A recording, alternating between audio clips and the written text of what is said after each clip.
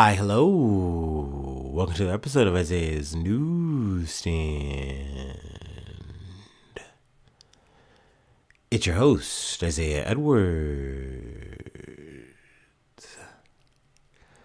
The date is November the 6th, 2025. Hopefully this episode finds you well, in good spirits and high hopes. As for me, I'm doing pretty good. Hopefully you had a good Thursday. I myself had a pretty good Thursday. We woke up, we got to work, and, I immediately clocked in, got right after it, and then I noticed that the crusher was pretty much almost filled. So it was a bit of a womp womp moment. Apparently what I wound up figuring out was they did a late night pickup and then they worked on third shift, which is great. They were able to free up some buggies. That was awesome. But then they just didn't come in the morning. So for my whole shift, there was just no pickup done. So pretty much I maybe did about 2 hours of work and then just sat on my duff in maintenance. And while there's a part of me that's like, okay, that's kind of nice to just chill and relax, there's the other part of me that knows that tomorrow is going to be miserable. In the best case scenario that they actually come and do the pickup, it's going to be miserable.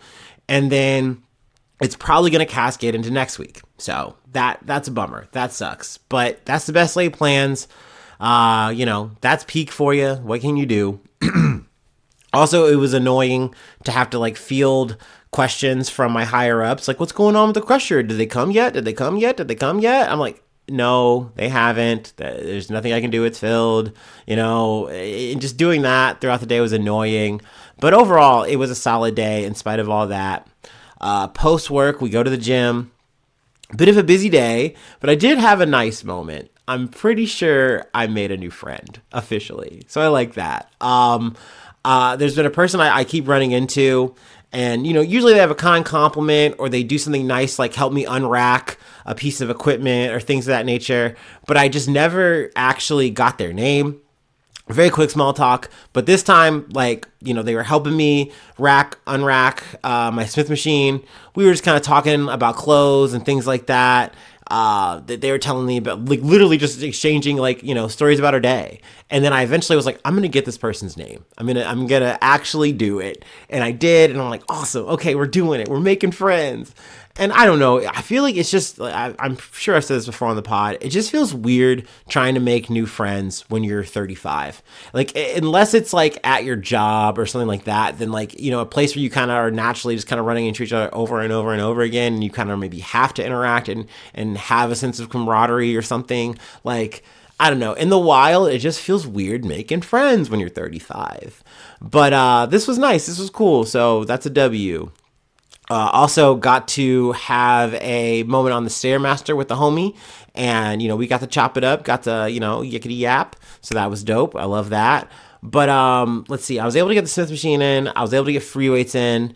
It was just busy enough that I wasn't able to get all of my filler exercises in on the the rest of the equipment, but I more or less just did, I think, about 30 minutes or so on the Stairmaster, and then I was like, all right, I'm done for the day. This is good.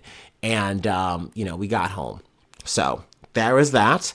Also worth noting, I did post a reshoot for the episode on the 4th of November. I don't know what happened there, technical difficulties, but I appreciate everyone who lets me know, hey, just so you know, that episode, was fucked up. That episode had a problem with it. It was a little bit of a glitch, because I miss these things, so mea culpa. I'm really sorry about that. Shout out, though, to the people on TikTok. I did not mean to scam you. Thank you for listening to at least my blog portion, me whining about my day and whatnot. Hopefully you came back and you're here for more. Hopefully you got to hear that reshoot as well. Not that it was as thorough, and that's the thing. This is the curse of Dick Cheney. He got me. At the end of the day, he's getting the last laugh from, Beyond the Grave. He's like, nah, that episode's fucking cut. And he got me, dude. That's my theory. All right. Anyway, let's go ahead and do our startup and let's get into some news. Also, I don't think I talked about this yet this week, but a bit of an overtime update. I will be working this weekend. It's a bit bittersweet because probably means I'm not going to be able to go out on the weekend like I like. Bummer.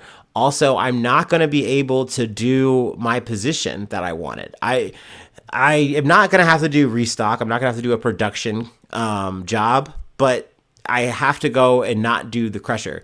And it's really weird because the crusher is going to be open for the weekend, so someone else apparently is going to be on it. I don't know. It's weird. It's out of my hands. I'm just happy to make my little extra bit of money because I need it to survive. So, like, whatever, man. But yeah, I mean, it's kind of like, I guess, a compromise, if you will. I mean, honestly, I think I would have been okay if my supervisor just didn't tell me that he could have done this. But, like, it's whatever. Like I said, I do need the money. So I'm not going to complain. I'm not going to bellyache. I'm going to take what's available. That's not, once again, a production thing that I feel like would drag me upstairs and really just make me want to just blow my shit off smooth. Anyway, let me go ahead and get to this startup. I'm sorry.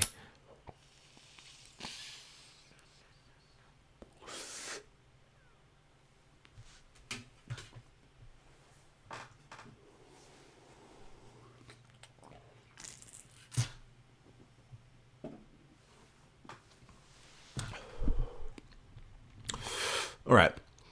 From CNN. Typhoon Kalmaegi slams into Vietnam after killing 114 people in the Philippines. Typhoon Kalmaegi made landfall in central Vietnam late Thursday after killing more than 100 people in the Philippines and cutting a path of destruction. Kalmaegi, one of the strongest typhoons on record to hit Vietnam, was expected to bring heavy rainfall to an area already saturated by heavy rains last week, raising fears of flash floods as well as damaging winds. It left a trail of death and devastation as it tore through the central Philippines last week, reducing entire neighborhoods to rubble and displacing tens of thousands of people. At least 114 people were killed, most in Cebu region. I think it's Cebu province, a tourist hotspot, local authorities said. The typhoon strengthened as it barreled towards the coast of Vietnam Thursday, carrying maximum sustained winds of 125 miles per hour. Records from the National Oceanic and Atmospheric Administration, or NOAA, showed. Now we're going to skip ahead a little bit. They do go through a little more details and a bit of testimonials from people, who had to go through this devastation. Also, I do want to add this, actually. Another tropical storm, Feng Wang, or Yuan locally, is expected to intensify and could become a dangerous Category 3 or 4 over the weekend, according to the Joint Typhoon Warning Center, threatening more flooding and damage to the northern portions of the Philippines, Luzon Island. Now let me go ahead and skip ahead here about where it's going to be going next. Bear with me. Kalmaegi will weaken to a tropical storm as it tracks farther inland from central Vietnam, before moving on to northern Cambodia, Laos, and eastern Thailand through Friday local time. Around 350,000 people were expected to be evacuated from central Vietnam's Gia Lai province, according to Reuters. Let's see here. I'm pretty sure that's all I wanted to pull from this article, but I will come back if there's any major updates coming from, this typhoon, Kalmaegi. But yeah, I mean, obviously devastating. I know it was at Hurricane Melissa. We covered that a little bit last week. Did a lot of devastation, a lot of lives lost there. It's a shame that this is just going to keep happening year after year like it always does. But with the added caveat of with climate change, it just always seems to like just go up another factor, another level. And it's like each and every one of these situations is like something that sets an area back like, upwards of like a decade to potentially like completely pick up all the pieces of everything, So, wanted to talk about that, cover that. Let's move on to another Supreme Court case. I guess this is our second one of the week. From the Associated Press. Supreme Court lets Trump block transgender and non-binary people from choosing passport sex markers. The Supreme Court on Thursday allowed President Donald Trump's administration to enforce a policy blocking transgender and non-binary people from choosing passport sex markers that align with their gender identity. Excuse me. The decision is Trump's latest win on the court's emergency docket and allows the administration to enforce the policy while a lawsuit over it plays out. It halts a lower court's order requiring the government to keep letting people choose male, female, or X on their passport to correspond with their gender identity on new or renewed passports. The court's 3 liberal justices dissented. The High Court has sided with the government in nearly 24 short-term orders on a range of policies since the start of Trump's second term, including another case barring transgender people from serving in the military. So, I mean, no, this isn't surprising to see this unfold again, from the Supreme Court. But, it is a very frustrating thing to see happen. Also, there's a point that the liberal justices get to, but I'll get to that in a second, that I really agree with. That really is an endangering, scary aspect about this ruling. But in a brief unsigned order, the conservative majority court said the policy isn't discriminatory. Displaying passport holders' sex at birth no more offends equal protection principles than displaying their country of birth, it said. In both cases, the government is merely attesting to a historical fact without subjecting anyone to deferential treatment. I feel like their use of historical there is like a very key gluey word where they're like, look, we're not even talking about biology here. We're just saying at one point you were, and that the government is allowed to do that. And I think that they're like kind of putting that hinge post there and saying, well, see, this is fine. There's nothing wrong with this. There's nothing untoward. This is all above board. But the 3 liberal justices disagreed, saying in a dissent that those passports make transgender people vulnerable to increased violence, harassment, and discrimination. The court has once again paved the way for the immediate infliction of injury without adequate or really any justification, Justice Ketanji Brown Jackson wrote, saying the policy stemmed directly from Trump's executive order that described transgender identity as false or corrosive. Transgender and non-binary people who sued over the policy have reported being sexually assaulted, strip searched, and accused of presenting fake documents at airport security checks, she wrote. The Supreme Court majority said being unable to enforce the policy harms the government because passports are part of foreign affairs, an area of executive branch control. The dissenters, though, said it's not clear exactly how individual identification documents affect the nation's foreign policy. So in both of these cases, or in both parts of this, I agree with the liberal justices. There's no need for this. Like, ever since, Biden like allowed or whatever just you to put the X, so you don't even have to really put a gender on there. There's been no ways. There's no real problems from that, at least not that I have heard. This is something that is good for safety. It's also just something that, once again, like, this should be up to your preference, I feel. Like, if you don't want to have that information on there, you shouldn't have to put it on there. And if you do, it should be whatever you want it to be. Like, it is your gender identity. And everyone's like, no, this is common sense. Actually, it's your actual birth. Sadly, this is a thing that keeps happening, and you just keep seeing trans, non-binary people's rights just being peeled away, stripped away. It's really sad. It's really frustrating to fucking see, and have to cover. But yeah, I mean, I definitely think that every single time we should try to talk about it and, call this shit out as bullshit. I don't know. That's all I really can do for the record, I guess. But yeah, I do think it's important to really note that this is something that it's not just about a vibes thing. It's not just about like, freedom of expression or whatever. Like, this is something that you are doing that is endangering a person. You know what I mean? And you're doing it for no reason other than the fact that it's just like, this just feels right to us and it feels less icky. Like, this is just the way that we want our society to be. But it's like, once again, at the cost of someone's life.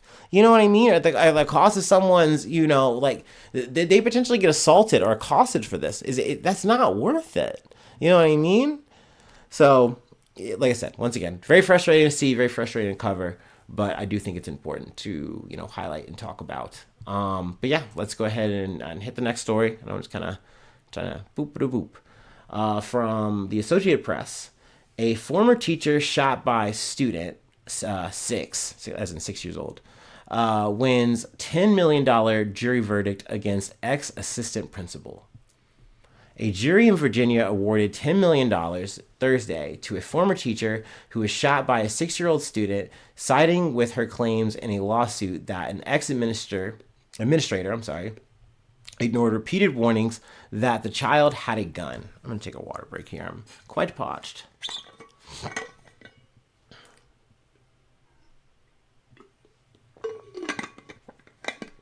The jury returned its decision against Ebony Parker, a former assistant principal at Richneck Elementary School in Newport News. Abby Zwerner was shot in January 2023 as she sat at a reading table in her first grade classroom. She had sought $40 million against Parker in the lawsuit. Zwerner spent nearly 2 weeks in the hospital, required 6 surgeries, and does not have full use of her left hand. A bullet narrowly missed her heart and remains in her chest. I remember, the story came up, I think I was listening to Start Here last week. This was a thing, we were getting towards the end of this lawsuit trial. And I was like, when I heard that part, I was like, God damn. Like, this lady literally went through so much, and all she was just doing was her job. She was just being a teacher. And, like, literally on this day, it was a thing that became known that this child had a gun. Like, the kid told the kids he was acting very erratic, very strange, and it had been talked about. And essentially, it goes all the way up, and they're like, oh, what do we do? What do we do? And they don't act on it. And essentially what winds up happening is the child does wind up pulling out a gun and shoots Zwerner. I guess let's read a little bit more. But Zwerner spent nearly 2 weeks in the hospital. Oh, I already read that part. I'm sorry. Zwerner did not address reporters outside the courthouse after the decision was announced. One of her attorneys, Diane Toscano, said the verdict sends a message that what happened at the school was wrong and is not going to be tolerated, that safety has to be the first concern at school. I think it's a great message.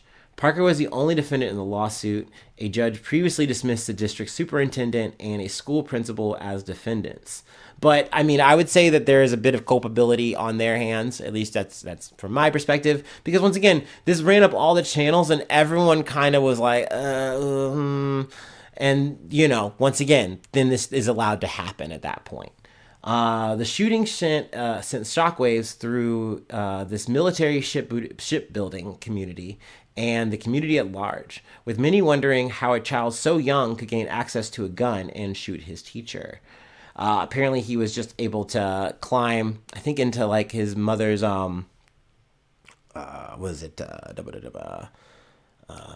closet or something to that effect. Get the gun and put it in his bag. That's just, and that's the thing. I don't like this whole defense of like, oh, it's so shocking. It's so crazy. How could a kid get a gun? This is America. This is America. At this point in 2025, you better expect everybody to just be strapped. I'm sorry. And once again, I feel like you definitely get to throw this out of the window when there are multiple signs on the day throughout the day where this kid is going to do something. This kid has something on him. And I think there's even at one point, I'm kind of going through my fuzzy details in my head from when I recorded this in the past or talked about this in the past. But they stop the kid and they try to go and look through it. But at some point he knows that they're about to come check him and he takes the gun out and moves it. I think he puts it on his person or something to that effect. So they go through the bag and it's not there. And it's like, okay, so yeah, we're fine. And once again, it's like, no, something is wrong. Like, we need to take this kid out of class, set him aside, and really go through this, really sit down and talk with him. Like, something is wrong. And that did not happen. They let him go back and play. They let him come back in, and all of this leads to Zwerner getting shot. Let's see. The lawsuit said Parker had a duty to protect Zwerner and others from harm after being told about the gun. Zwerner's attorneys said Parker failed to act in the hours before the shooting after several school staff members told her that the student had a gun in his backpack. Who would think a 6-year-old would bring a gun to school and shoot their teacher? Toscano told the jury earlier. It's Dr. Parker's job to believe that is possible. It's her job to investigate it and get to the very bottom of it, which I do agree. Parker did not testify in the lawsuit. Her attorney, Daniel Hogan, had warned jurors about hindsight bias and Monday said, Monday morning quarterbacking. Hey, that's what I do. In the shooting. You will be able to judge for yourself whether or not this was foreseeable, Hogan said. That's the heart of this case. The law knows that it is fundamentally unfair to judge another person's decisions based on stuff that came up after the fact. The law requires you to examine people's decisions at the time that they make them, at the time they make them. Ken Trump, president of the National School Safety and School Services, a consulting firm based in Cleveland, Ohio, said the verdict should put school leaders on notice to act when they are warned about students with guns and other threats. If you have information about a threat to a student and staff safety, it is not just see something, say something, Trump said in a statement Thursday. School administrators and staff need to also know how to do something. The shooting occurred the first day after the student had returned from a suspension for slamming Zwerner's phone 2 days earlier. Zwerner testified she first heard about the gun prior to class recess from a reading specialist who had been tipped off by students. The shooting occurred a few hours later. Despite her injuries, Zwerner was able to hustle her students out of the classroom. She eventually passed out in the school office. Zwerner testified she believed she had died that day. I thought I was either on my way to heaven or in heaven, Zwerner said. But then it got all black. And so I then thought I wasn't going there. Then my next memory is I see two coworkers around me and I process that I'm hurt and they're putting pressure on where I'm hurt. I never heard her say this. So like I was like, damn, that would fucking suck, right? Like you're thinking like, okay, I'm going to heaven. Maybe this is me loading into heaven right now. This is so crazy. Wow, okay. And then you hit black and you're like, uh-oh, maybe I'm not going to. And then just having that state of conscious as you're bleeding out, like that's so scary. That's so surreal to me. I am glad that Zwerner obviously made it. She is no longer a teacher anymore. She has now become a licensed cosmetologist. Good for her. Good for her. And I remember my words, at least some of my words from when we covered this last. And I remember, goddamn, I hope she gets the motherfucking bag. And at least she got at least a fourth of it. You know what I mean? 10 mil. Now, granted, I know we all think about that number and go, okay, that's a good chunk of change. That's life-changing money, But at the end of the day, she went through a life-changing event that she will never, ever be able to just completely get back from. You know what I mean? And I'm at least happy she got something, because I'm sure that money, after all the medical expenses, after all the court fees and everything like that, that is not gonna really look that substantial, be that substantial. But I mean, hey, it is better than nothing. And I guess that's all we get in this world sometimes. You know what I mean? All right. Anyway, we have one more story. Technically, it's like two. I'm going to try to just, be pretty quick and concise about it. We've been going back and forth in and out of the Louvre. We're going to France and we got to talk about it. So there's been an update. Actually, a couple of updates. Shout out to a dear listener. They hit me up actually first with it in my DMs. That's why I love to talk about news. We'll get to that in a second. That's not where we're initially starting about this. But like I said, I love when you guys want to come and talk to me about news. It's one of my favorite things. It's definitely a big part of why I do this. Also, yet again, I cannot stress enough, I really appreciate when you guys just go community notes mode a little bit and just say, hey, there was a problem with this episode. Hey, you got this wrong. Like, I need that. I'm just one guy and I have a whole ass real job that I got to do and I don't get paid much for that. So, it is a constant hustle and bustle out there. You know what I mean? I'm a busy guy. What can I say? But I really appreciate when you guys just kind of help me out. That really does lift me up. And I thank you so much for that. Anyway, let's get to this last break and we'll go ahead and hit this old heist. I mean, it's a heist update, heist recap. I don't know.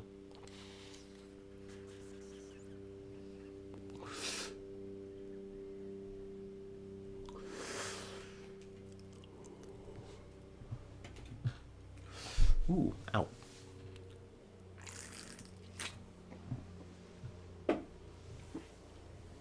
Okay. We have one story from The Guardian, another one from ABC News. We'll start with the one from The Guardian. Louvre heist suspect is social media star and former museum guard, reports say. I really feel like they should put social media star in quotations. This is a person who has a social media account. They are like a bit of a, I don't want to say a content creator. We'll get to it anyway. One of the men arrested on suspicion of stealing 88 million, I'm going to get these confused, it's a euro, or 77 million pounds. I guess that no love for the U.S. They never forgot about us. Hey, fair. Of crown jewels. I think that's $102 million, by the way, USD. From of crown jewels from the Louvre Museum is a minor. See, minor social media star with a passion for motorbikes who has worked as a security guard at the Pompidou Center, French media have reported. Identified by justice officials as Abdoulaye N, the 39-year-old man was arrested at his home in Aubervilliers. I didn't look at this one up. The suburb north of Paris, where he was born. 6 days after the October 19th heist, he faces charges of organized theft and criminal conspiracy. Let's see here. There really isn't too much else to report. It's not like this is a new guy. We're just learning more details about him. But yeah, I mean, he rides motorbikes. But his DNA, though, was one of the people who was found in the heist. I think in terms of like breaking a window. Like there's a broken window, and that's where they were able to find his DNA. Whose DNA was reportedly found on one of the display cases. I'm sorry, I got that wrong there. Display cases and on items abandoned at the scene, which included gloves, a high-vis vest, and disc cutters. Is suspected of being one of the pair who broke into the gallery. Also, I heard someone describe disc cutters as like kind of like just hand chainsaws or whatever, and I was like, oh, that's a better perspective. I appreciate that. That helped. But granted, I mean, it's more or less what I pictured, but I don't know. It was more Tron-y or something in my head. Honestly, low-key a little bit cooler. But anyway, this works. It works. It's real life. But yeah, that was part one from the Louvre heist update. But from ABC News, password to Louvre's video surveillance system was Louvre, according to employee. I love that. At the time of the brazen heist of $102 million in jewels from the Louvre last month, the password to the world famous museum's video surveillance system was simply Louvre, according to a museum employee with knowledge of the system. The revelation comes as the museum's security measures have come under scrutiny in the wake of the high-profile theft. I mean, hey, these things happen. It's very unfortunate. It's one of those things where they always teach you, like, especially these days, cybersecurity is so important, and it definitely starts from like within. It is that having that discipline, we'll say digital discipline, to say, hey, as much as it sucks, as tedious as it can be, we have to have good passwords. We have to have passwords that we update, that we refresh. Like, we are an installation with like very precious things in it, right? Like this should be protected. And I think once again, you think about the physical things, right? But something like your security cameras are a very, very important point. And if they are easily accessed, that's not good, right? So, that's a bit of a, unfortunate oopsie poopski. But hey, everybody makes mistakes. Sometimes you upload, an episode and it's just like more than half gone. Everybody's human, okay? Yeah. So, but that's it. That's really all I have. That's the episode for today. If you'd like to help out support the effort, I do have a Patreon. Patreon.com/IsaiahNews. Become a newsie today. Free ways to hit me up, IsaiahNews1@gmail.com. Feel free to follow me or the podcast on any of the socials. Subscribe to the YouTube. Follow on TikTok. Follow on Spotify. Follow on Apple Podcasts, wherever you like to listen. Leave a like. Leave a cool comment. Sharing is caring.